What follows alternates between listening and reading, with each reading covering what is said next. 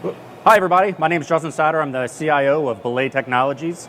We're located in Columbia, Maryland. We're a software development firm.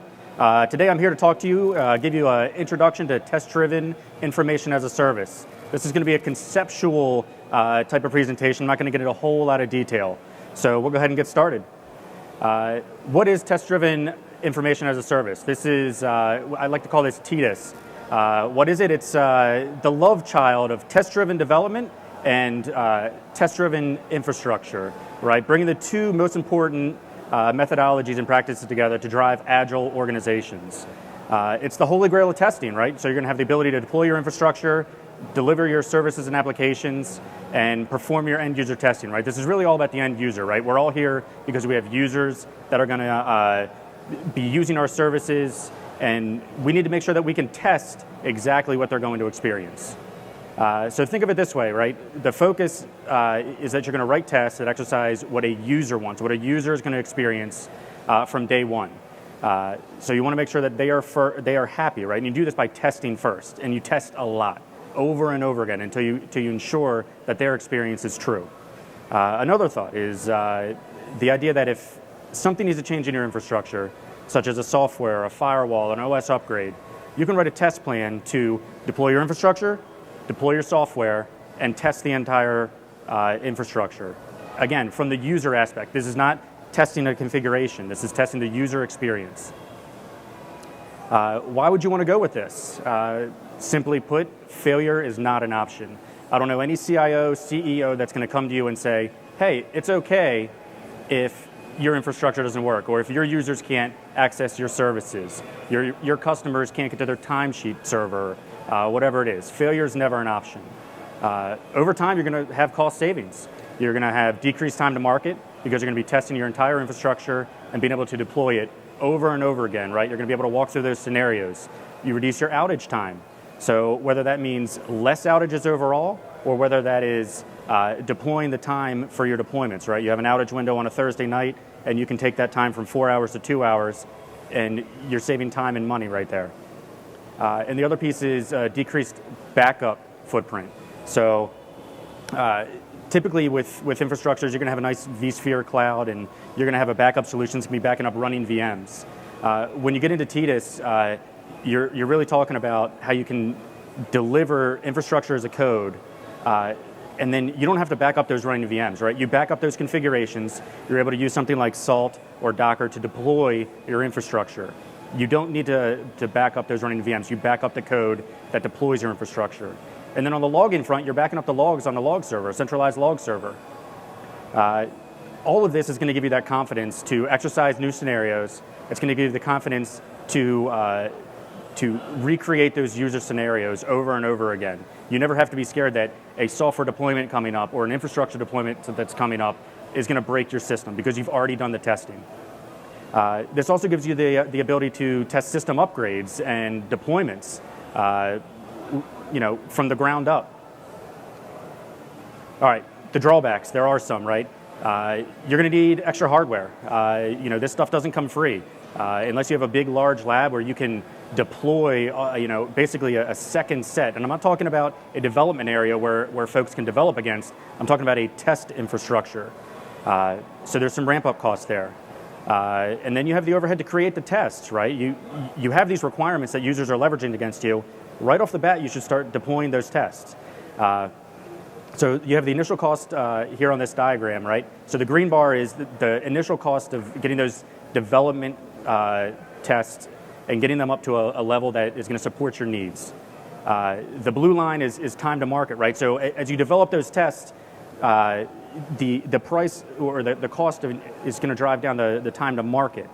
Additionally, that outage time, and whether that be labor outage that your deploying system is taking you longer, or whether it's just outages happening, those costs are also going to decrease.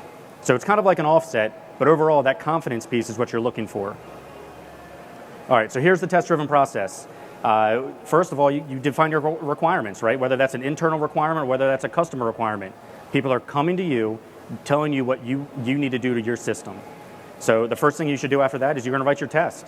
And again, this is a user-focused test. This is not whether or not a bit's been flipped. It's whether or not your user can experience that test or that information, that service. We'll get through a scenario in a few minutes. You want to fail this test, right?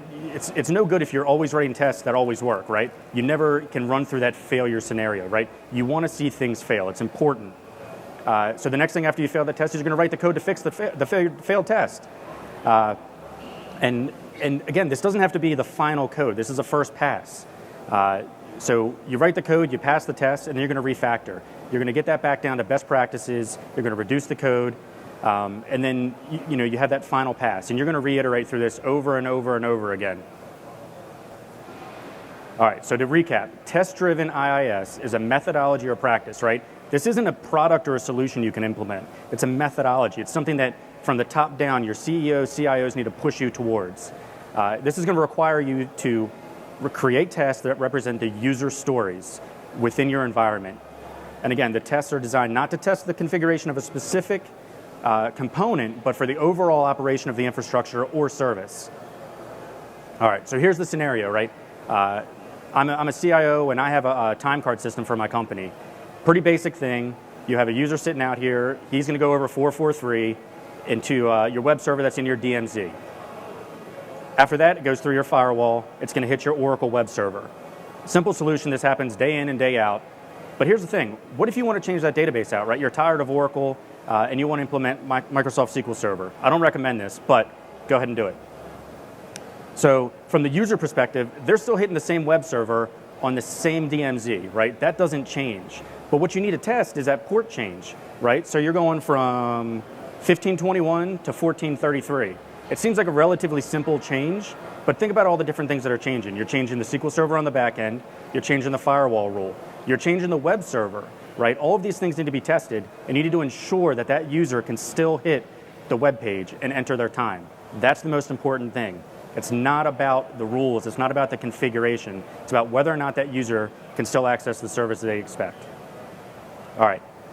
This is just another representation of that model. You see that you're going to want to implement version control, right? So every time that you go through and you check in code, you want these tests to kick off automatically. Now there's tools out there like Bamboo and Jenkins and different things that can help you do these things. So as you write that test, you create just enough code to pass the test, and then you refactor. And when you refactor, you're checking that code back in, you're automatically going to run another test. This is the life cycle. It's going to go over and over and over again. All right. And why are we here? We're here for VMworld, NSX. NSX is the platform that's going to lead the way here, right? Because they're going to allow you to maximize your compute within your infrastructure, right? At the beginning, I said there's going to be a ramp-up cost.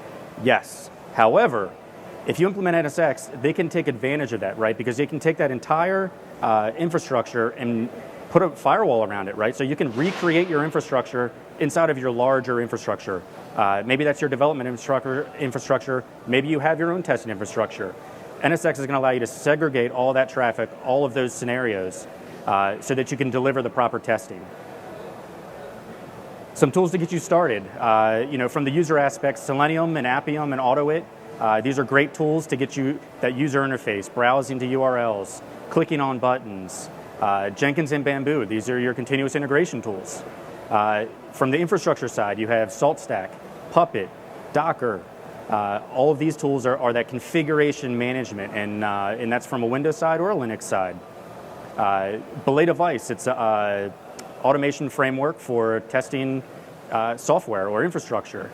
Additionally, you have NSX, and then for source control, you have GitHub and Subversion.